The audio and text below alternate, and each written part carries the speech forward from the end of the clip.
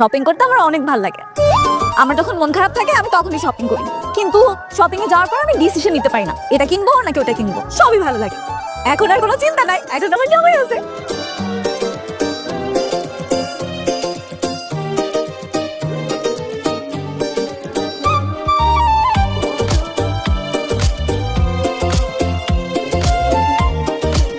ভালো কথা, আজকে কিন্তু আমি আমার বাবার বাসায় যাব। এই কি রে, তোমার ফোন ধরছিস না কেন?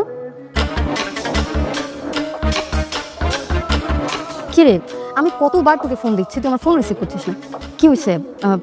সব ঠিকঠাক আছে তো? তুই সত্যি করে বলতো, তুই কি আমার আপন বোন? কি বলিস তুই? না মানে তুই যদি আমার আপন বোন হস তাহলে তো এরকম একটা কাজ করতে পারিস না। পারিস আমার সাথে করতে এরকম কাজ? কেন? সকালবেলা ঘুম থেকে ওঠার পরে আমি জানলাটা খুলে একটু পর্দাটা সরাচ্ছিলাম, অমনি বলা শুরু করতেছে ও ঘুমাইতে পারতেছে না, ও ঘুমের ডিস্টার্ব হয়। এত সমস্যা থাকলে হয়?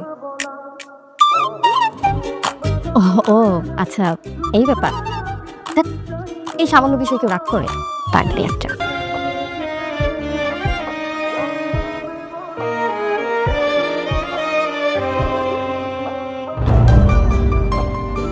কি করছো তুমি? হাত ছড়কে দেখে ফেলবে। হাত ছড়ো। আমি তো চাই সবাই দেখুক। কেন করছো তুমি এসব? কেন করছি বলছো না?